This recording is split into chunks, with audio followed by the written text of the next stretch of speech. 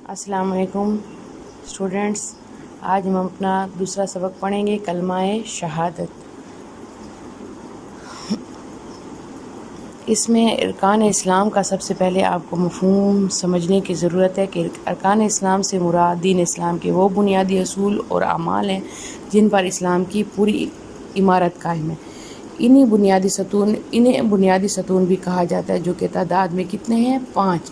यानी अरकान इस्लाम से मुराद वो बुनियादी 5 असूल हैं जिनके ऊपर पूरे इस्लाम की इमारत कायम है। वो कौन से अरकान कौन से हैं?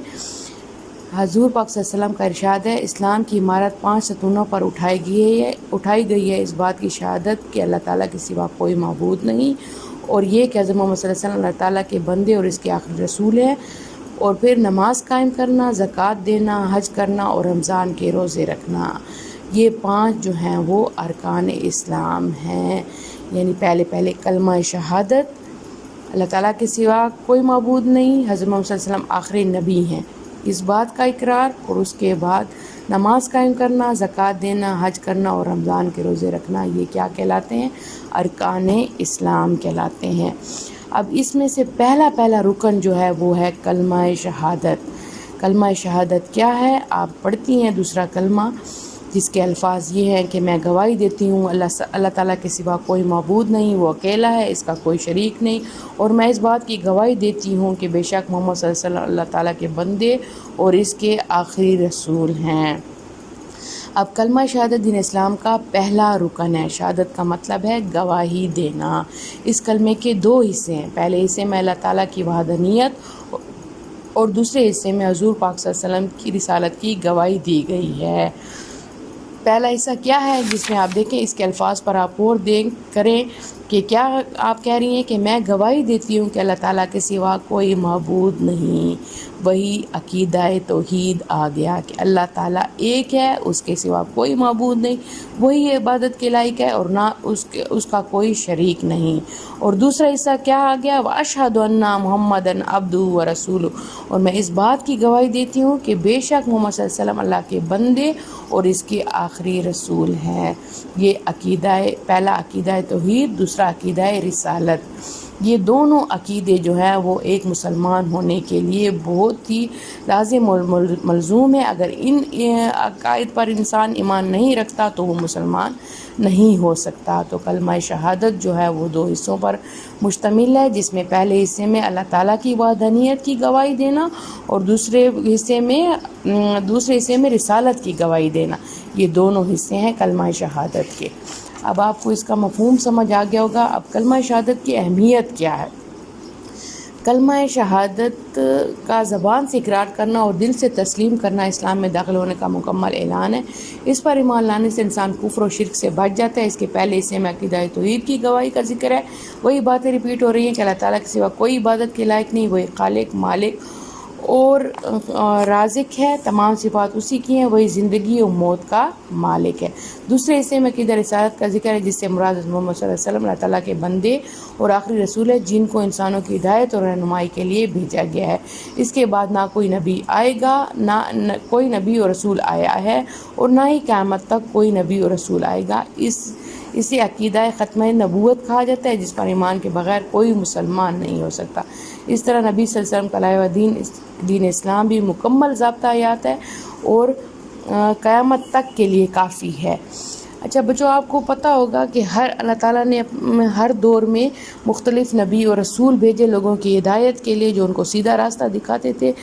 सबसे आखिरी नबी जो हैं वो आपको पता है कि हज़रत मोहम्मद सल्लल्लाहु अलैहि वसल्लम हैं। उनके बाद ना कोई नबी आएगा और ना कोई और दीन आएगा। यानी इस्लाम जो है वो मुकम्मल ज़ाब्ता हयात है और अल्लाह ताला ने हज़रत मोहम्मद सल्लल्लाहु अलैहि वसल्लम को आखिरी नबी बनाकर भेजे और इन पर ही दीन को मुकम्मल कर दिया। यानी ज़िंदगी का कोई ऐसा मसला नहीं है जो हज़ूर पाक सल्लल्लाहु अलैहि वसल्लम ने ना बताया हो और जिसका हल कुरान मजीद में ना मौजूद हो। तो इसके बाद हमें किसी चीज़ की भी कोई ज़रूरत नहीं रह सकती, और ये एक मुकम्मल ज़ाब्ता हयात है जिसमें हमारी पूरी ज़िंदगी का निचोड़ मौजूद है। और अगर कोई हज़ूर पाक सल्लल्लाहु अलैहि वसल्लम के बाद कोई नबी बनने का दावा करता है तो वो जो है یعنی جو شخص محمد صلی اللہ علیہ وسلم کو آخری پیغمبر نہیں مانتا مسلمان نہیں ہو سکتا. کوئی آپ کے بعد نبوت کا دعویٰ کرتا ہے تو وہ جھوٹا اور اسلام سے خارج ہے. اچھا، اس کے بعد کلمہ شہادت کے دونوں حصے یعنی عقیدہ توحید یعنی اللہ تعالیٰ کی وحدانیت کا اقرار کرنا اور عقیدہ رسالت یعنی حضور پاک صلی اللہ علیہ وسلم کو آخری نبی ماننا جو ہے وہ لازم و ملزوم ہے. توحید اور رسالت کے بغیر ایمان مکمل نہیں ہو سکتا. رسول اکرم صلی اللہ علیہ وسلم کے بغیر اللہ تعالیٰ کے احکام کا علم نہیں ہو سکتا. دنیا اور آخرت کی کامیابی اللہ تعالیٰ اور اس کے رسول صلی اللہ علیہ وسلم کے اطاعت میں ہی مضمر ہے. یہ آپ کو کلمہ شہادت کی اہمیت کا اس بات سے اچھی طرح اندازہ ہو گیا ہوگا کہ اس کے بغیر ایک انسان جو ہے وہ مسلمان ہی نہیں ہو سکتا اس کلمے کو پڑھے بغیر. اچھا، اس کے بعد اس کے اثرات کیا ہیں؟ یہ 5 آپ کو اثرات ادھر دیے گئے ہیں کہ کلمہ شہادت توحید اور رسالت کے عقیدے کو مضبوط کرتا ہے. کلمہ شہادت احکام الہی پر عمل کرنے کی بنیاد ہے. کلمہ شہادت قرب الہی کا وسیلہ بنتا ہے. اس سے عقیدہ ختم نبوت پختہ ہو جاتا ہے. اس پر ایمان دنیا اور آخرت میں کامیابی کا ذریعہ ہے. اس کے بعد جو ہے وہ مسلمان توحید کے اقرار سے ہر حال میں اللہ تعالیٰ کی عبادت بندگی کرتا ہے. اس سے اپنی حاجت کا طلبگار رہتا ہے. یعنی جب اس کو آپ نے پہلے بھی عقیدہ توحید میں بھی یہی بات پڑھی کہ جب اللہ تعالیٰ کو ایک مانتا ہے تو وہ اپنی تمام مشکلات کا حل بھی اللہ تعالیٰ ہی سے چاہ رہا ہوتا ہے. اس کو پتہ ہوتا ہے کہ اللہ کے سوا کوئی اس کی مدد نہیں کر سکتا. اور جب حضرت محمد صلی اللہ علیہ وسلم کی رسالت کی گواہی دینے سے اس بات کا مکمل یقین اسے ہو جاتا ہے کہ وہ محمد صلی اللہ علیہ وسلم کا لایا ہوا ہر پیغام در حقیقت اللہ تعالیٰ کا حکم ہے جس پر عمل کرنا لازم ہے. یعنی ایک طرح سے تو اللہ تعالیٰ کے احکامات کی اتباع کر رہا ہوتا ہے اور دوسری طرف وہ سنت رسول صلی اللہ علیہ وسلم کے مطابق احسن طریقے سے اپنے تمام کام سر انجام دے رہا ہوتا ہے جس سے اس کی دینی اور دنیاوی دونوں طریقے سے وہ کامیاب ہو جاتا ہے اور آخرت میں بھی وہ کامیابی جو ہے وہ اس کی منتظر ہوتی ہے اور وہ جنت کا حقدار ٹھہرتا ہے.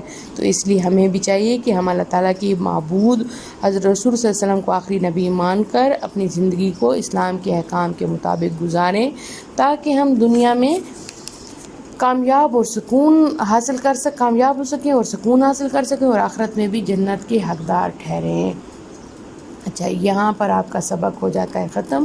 اس کے بعد آپ اس سبق کی اچھی طرح 2 سے 3 دفعہ ریڈنگ کیجیے گا اور اس کے بعد یہ جو آپ کا پہلا سوال ہے کہ مناسب ترین جواب پر ٹک کا نشان لگائیں وہ آپ کر لیجیے گا کیونکہ سبق میں سے ہی دیے گئے ہیں.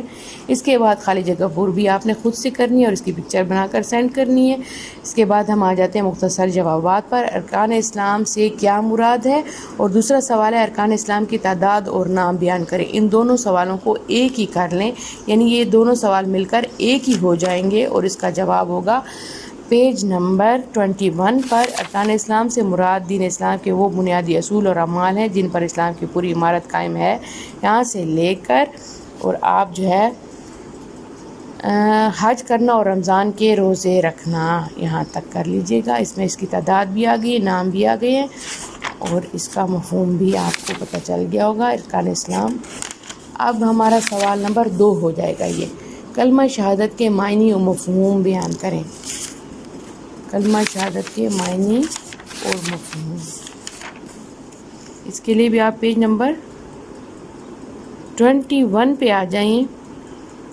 یہ کلمہ شہادت دین اسلام کا پہلا رکن ہے، یہاں سے لے کر رکن ہے اور پھر آخری رسول ہے یہاں تک. یہ معنی مفہوم واضح ہو جائے گا.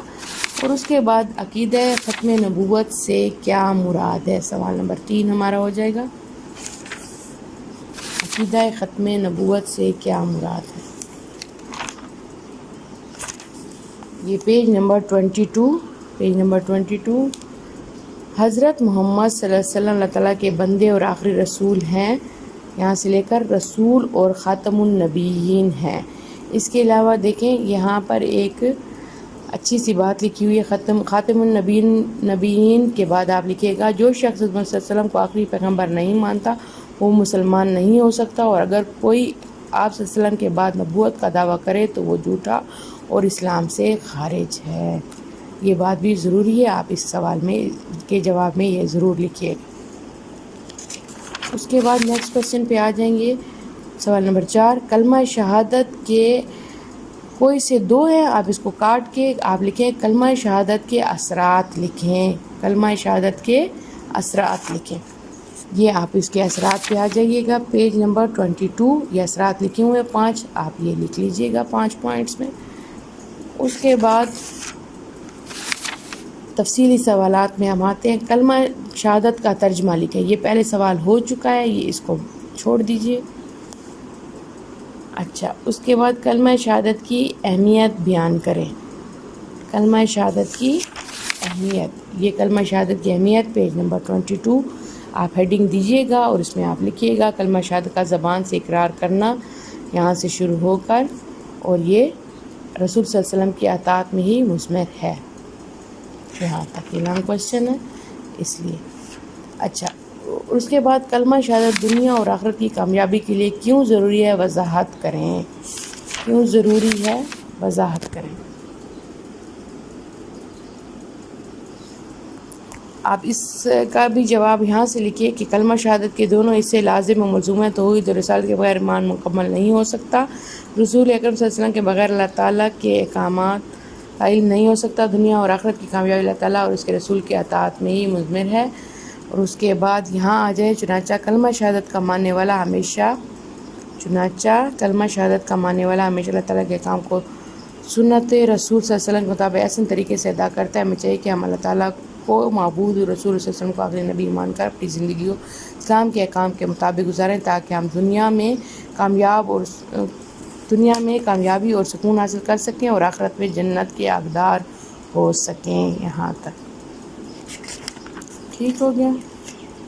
یہ آپ کا یہاں پر سبق ختم ہو جاتا ہے۔